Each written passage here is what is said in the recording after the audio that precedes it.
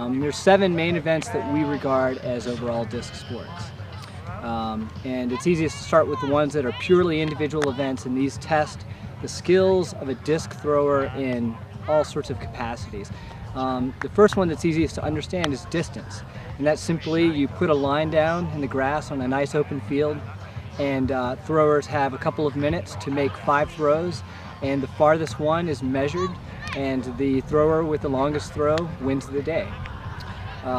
The next field event that is somewhat similar because it requires a really good throwing form and a little bit of power is known as self-caught flight. And this is really easy to understand because a lot of people have tried to pick up a frisbee, throw it up into the air, and then catch it themselves. And that's exactly what happens in self-caught flight. It's measured on 2 different levels. One is just hang time, and we call that maximum time aloft, or MTA. And the second component is called TRC, throw, run, and catch.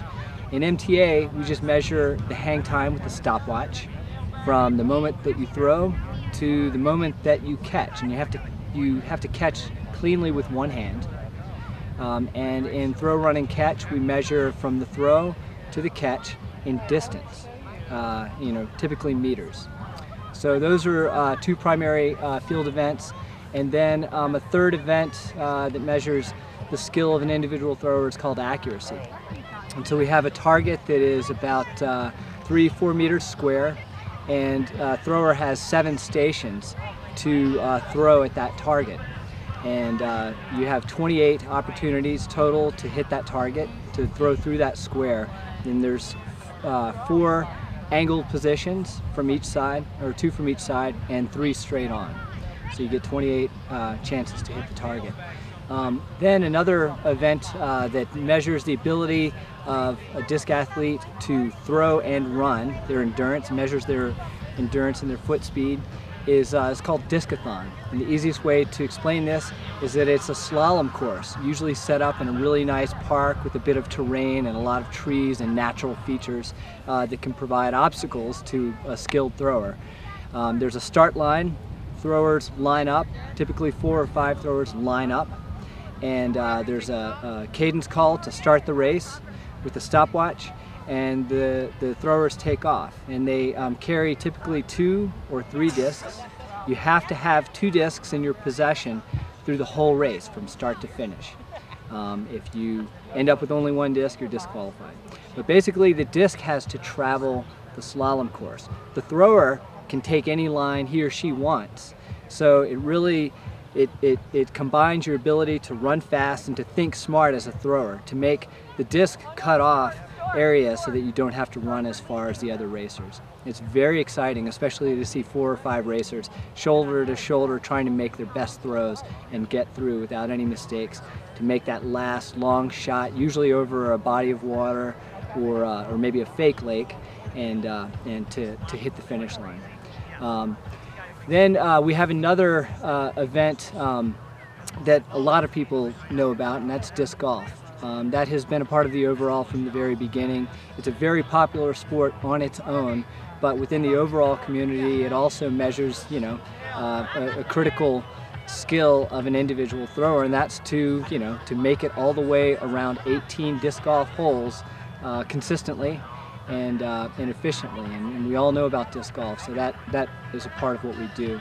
And so now we get into some events that are pairs or trio events, and these are a little bit different. It makes the overall kind of unique in that respect. We have a double disc court, which is a pairs event, just wrapping up here today as a matter of fact. And essentially it's a combination of, it's hard to understand until you see it, but it's like doubles tennis or 2-on-2 volleyball, beach volleyball, sort of. It has that same aspect. 2 teams face off in 13-meter square courts. There's a 17-meter no man's land in between them, and each team starts with a disc, and the object of the game is to arrange it so that the other team is touching both discs at the same time. So there's a ton of strategy, a ton of throwing skill involved, And it's very exciting, especially when you see it played at the highest levels in the women's divisions and in the open divisions. And the final event is one that is really a crowd favorite. A lot of people have seen it on TV or have seen it perhaps in local tournaments in their area, and that's freestyle. And typically this is played in pairs, or what we call co-op teams. Co-op would be 3 players together. And they have anywhere from 3 to 5 minutes to perform a creative routine of tricks and interactive tricks, and usually set to music. So you hear a lot of any choice of music, anything from classical to rock and roll. It's really fun to watch, and it is truly a crowd favorite. And usually in our overall event, that is the final event of the day. It's a thing that people live for, and there's so many skilled players throughout the world who travel to a lot of events and can do stuff that is truly mind-blowing. So that really encapsulates everything that is that we consider the overall disc sports, and it's something worth giving a try if you've ever thrown a disc and you want to measure your skill and your ability.